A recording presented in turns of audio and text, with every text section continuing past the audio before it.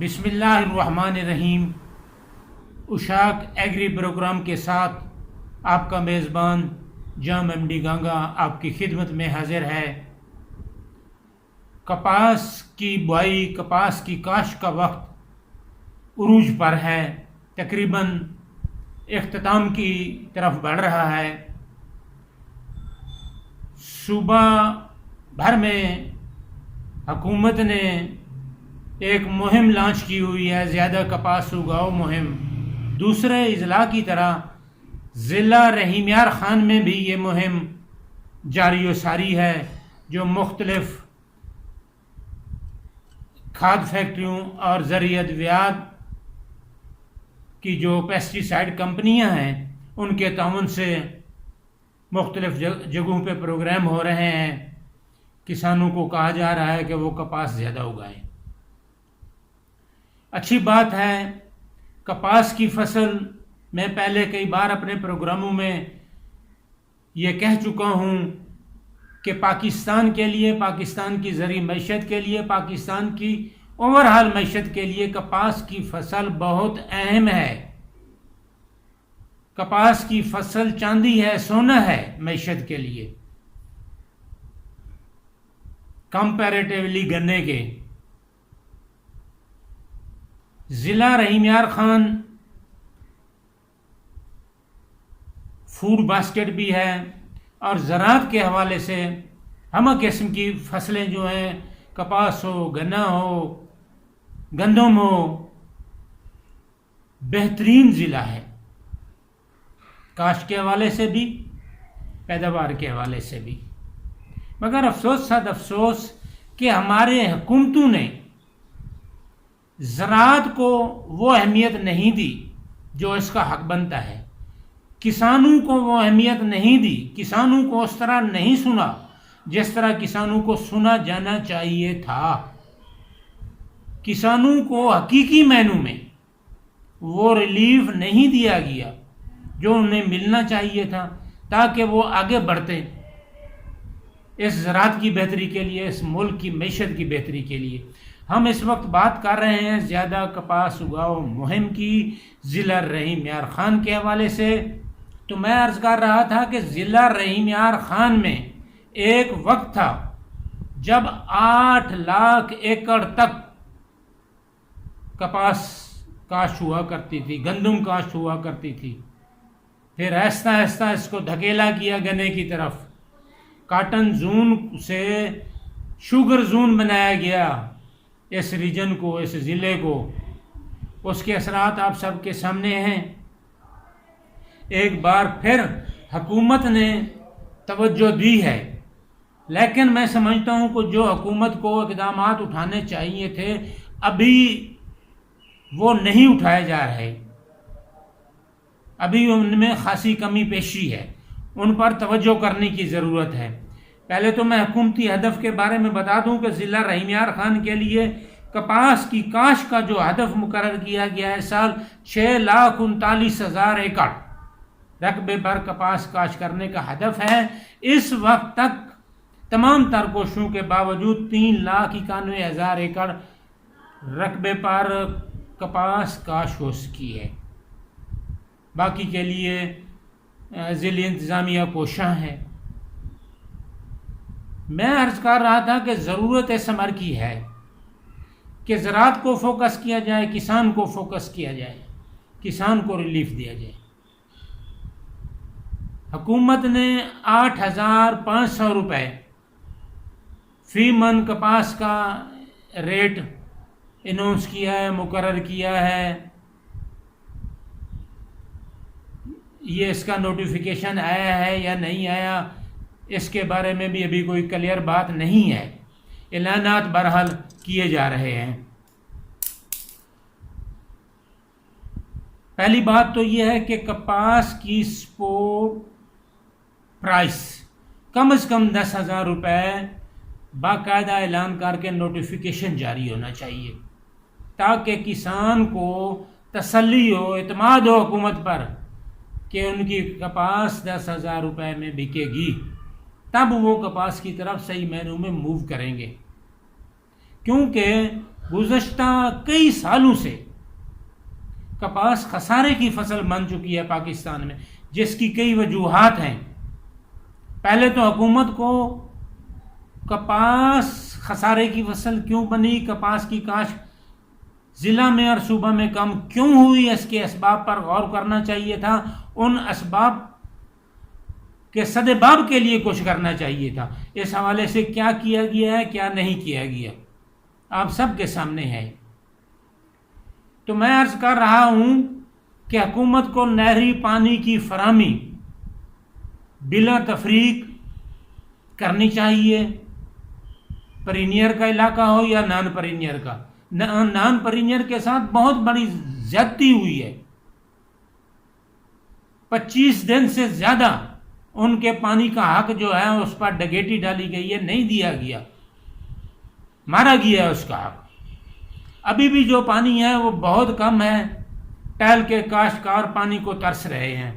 یہ وارہ بندی کا شیڈول، اوپر سے ایک اور جو ہے وہ استحصال کا باعث بنتا ہے۔ پانی کے ساتھ ساتھ جو اہم چیزیں ہیں 2-3 میں ان پر بھی توجہ دلانا چاہوں گا حکمرانوں کی، کہ کسان کو ریلیف دیں، کھادوں کے ریٹ کم کیے جائیں، براہ راست کھادوں کے ریٹ کم کیے جائیں۔ یہ چند بوریاں سلیکٹڈ کسانوں کو دینا یہ کوئی ریلیف نہیں ہے، یہ کوئی آگے بڑھنے والی بات نہیں ہے، یہ خیراتی معاملہ ہے، نمائشی معاملہ ہے، اس سے بڑھ کر اور کچھ نہیں ہے۔ ایسے اقدامات سے کوئی خاطر خواہ نتائج، خاطر خواہ جو ہے پیش رفت نہیں ہو سکتی۔ ہر بوری پر دیں، کھاد کا جو بھی ریلیف دینا ہے، بجٹ سر پہ ہے، کھادوں کے ریٹ کم کریں۔ اور ایک بڑا ظلم جو کسانوں کے ساتھ ہوتا ہے، زرعی ادویات ہیں، 5, 6, 10 پتہ نہیں کون کون سے نمبر تک زرعی ادویات پہنچ چکی ہے۔ ایک نمبر تو قسمت والوں کو ملتی ہوگی، ورنہ ایک نمبر دوا ڈھونڈنا، زرعی ادویات ڈھونڈنا بہت مشکل ہو چکا ہے۔ یہی حال ڈی اے پی کا ہے، وہاڑی ملتان میں پتہ نہیں کہاں کہاں یہ دوبارہ بن رہی ہے، ملاوٹ ہو رہی ہے، سپلائی ہو رہی ہے ڈنکے کی چوٹ پر۔ کوئی ان لوگوں کو پکڑتا نہیں، کوئی کا دکا پکڑا بھی جاتا ہے تو ان کا بگڑتا کچھ نہیں ہے، چند دنوں میں وہ چھوٹ کر پھر اپنا کاروبار اور دھندا شروع کر دیتے ہیں۔ ایسے زراعت کو، ملک کی معیشت کو سدھار کی طرف نہیں لے کے جایا جا سکتا۔ زرعی ادویات جو لوگ امپورٹ کر رہے ہیں وہاں سے سختی شروع کریں کہ آیا ایک نمبر امپورٹ ہو کے آ رہی ہے، جہاں فارمولیشن ہو رہی ہے، جہاں پیکنگ ہو رہی ہے ان پر سختی کریں کہ آیا پیکنگ فارمولیشن فارمولے کے مطابق، اصولوں کے مطابق ہو رہی ہے، وہی چیز مارکیٹ میں جا رہی ہے یا نہیں۔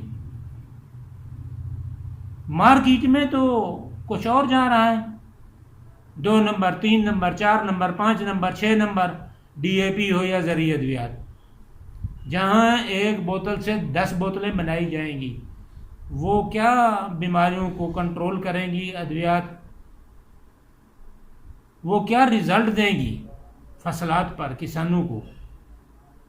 یہ ہماری زراعت کی تباہی کا سب سے بڑا معجب ہے، اسباب ہیں، کھادیں بھی، زرعی ادویات بھی۔ ان پر کنٹرول کیے بغیر حکومت کا کوئی منصوبہ کامیاب نہیں ہوگا۔ کاشت کا ہدف، کاشت سے بڑھ کر پیداوار بڑھانے کا ہدف ہمارا مقصد ہونا چاہیے۔ کاشت تو آپ کروا لیں، لیکن آگے جو زرعی لوازمات ہیں وہ 6-7 نمبر ملیں گے تو پھر پیداوار، فصل تو نہیں ہوگی، پیداوار تو نہیں آئے گی۔ لہذا پیداوار ہمارا ٹارگیٹ ہونی چاہیے، زیادہ پیداوار ہمارا ٹارگیٹ ہونی چاہیے، اس کے لیے خالص جو ہے ادویات، خالص کھادیں فراہم کروائی جائیں کسانوں کو براہ راست ریلیف دیا جائے۔ یہ وہ گزارشات تھی جو میں آج آپ سب کے گوش گزار کرنا چاہتا تھا۔ پاکستان ایک ایسا زرعی ملک ہے جو کبھی گندم اور روئی برآمد کیا کرتا تھا، جو پچھلے چند سالوں سے گندم بھی درآمد کر رہا ہے اور روئی بھی درآمد کر رہا ہے۔ کتنے افسوس کا مقام ہے، کتنی بحث شرم بات ہے یہ ہمارے متعلقہ اداروں کے لیے، ہمارے حکمرانوں کے لیے، ہمارے فیصلہ ساز اتھارٹیز کے لیے کہ وہ کیا کر رہے ہیں۔ حالات ایسے نہیں بدلا کرتے، زرعی انقلاب ایسے نہیں آیا کرتے باتوں سے، سیمیناروں سے۔ زرعی انقلاب حقیقی ریلیف دینے سے، حقیقی طور پر اپنے پروگرام کو جو ہے اس پر عمل درآمد کو یقینی بنانے سے بہتری آتی ہے۔ انہی الفاظ کے ساتھ کہ اللہ تبارک تعالی حکمرانوں کو، ہمارے ارباب اختیار کو، ہماری زرعی کمپنیوں کو، ہماری کھاد فیکٹریوں کو یہ توفیق دے کہ وہ کسانوں کو اپنی صحیح پروڈکٹ، ایک نمبر پروڈکٹ پہنچانے میں کردار ادا کریں۔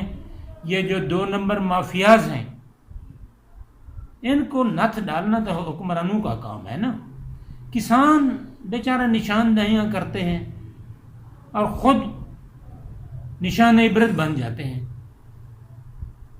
مافیاز کا کچھ نہیں ہوتا۔ اس لعنتی رویے کو، اس حرام زدہ جو کردار ہے، ان کو چینج کرنے کی ضرورت ہے۔ یہ زرعی ملک ہے، اس کی معیشت زراعت پہ انحصار کرتی ہے، زراعت پہ ڈیپینڈ کرتی ہے۔ زراعت بہتر ہوگی، کسان خوشحال ہوگا تو یہ معیشت، یہ ملک خوشحالی کی جانب بڑھے گا۔ اللہ تبارک تعالی ہم سب کا حامی و ناصر